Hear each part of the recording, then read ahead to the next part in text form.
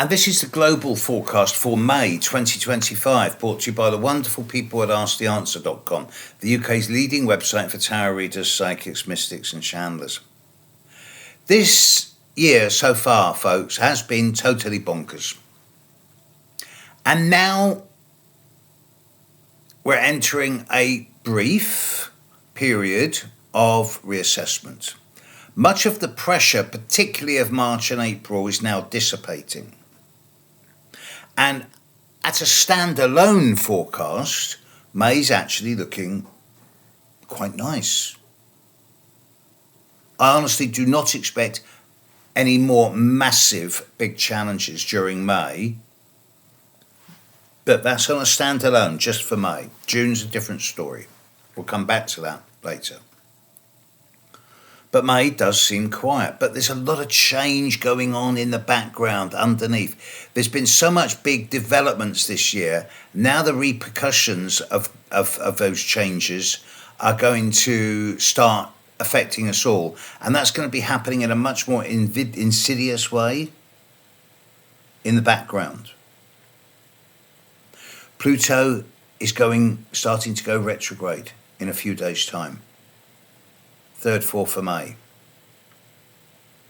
So that's going to lead us into a few months of taking stock of how fast we've grown in terms of our evolution as a species in recent months. What's changed?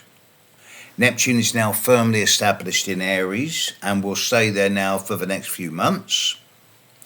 Uranus is really beginning to look Gemini in the eye, and he's going to be moving there into Gemini in July. Saturn will move into Aries later this month, and Jupiter is about to move into Cancer early next month. So whilst it seems that May is relatively quiet,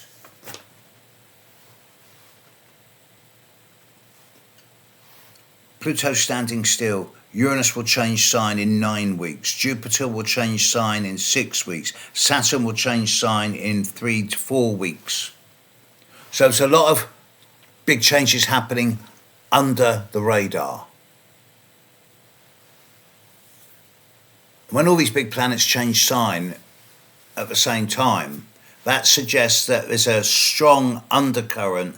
The gestalt of all of us at a species level is going through some type of fundamental change where we no longer are going to tolerate the idiocy that's been happening in the world.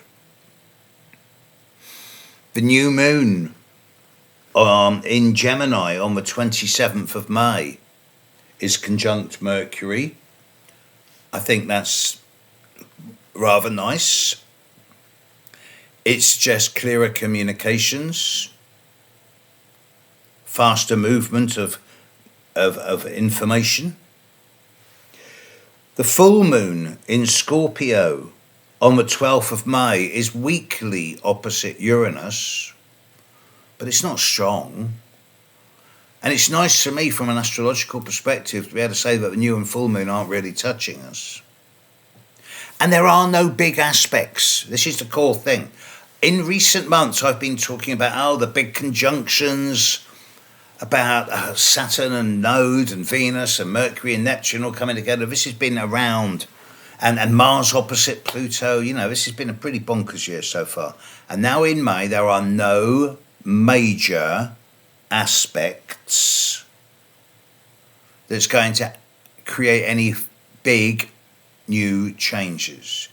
But the undercurrents are changing. We're not going to see this in terms of actions and results. We're going to see this in terms of trends, underlying feelings, and there's going to be a groundswell of people starting to stand up going, no, but what about the community? We're heading into the start of a reaction towards the sudden shifts, the sudden swings of recent months. And now the elastic is beginning to realise it's overstretched and it's going to bounce back towards the centre and possibly the other way. So I do expect political changes this month. I think that China is going to particularly become more and more in the news from a position of power. But I am suggesting for all of us that we're entering a quieter month than we've had so far this year. Gives me a lot of pleasure to say that. But the underlying currents suggest that there's a fundamental change happening in all of our lives now, and we can't go back to the way we were even 6 months ago. It's just not going to happen. And this is a standalone month. By the time we're into the second week of June, the world's going to be going bonkers again. So, make hay while the sun shines. Recharge your batteries. Reboot your soul.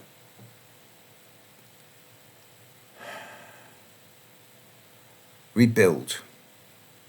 Recharge. Makes sense. And get ready for the next round in June. Oh, God, I love being so negatively optimistic. Or positively pessimistic. I don't know.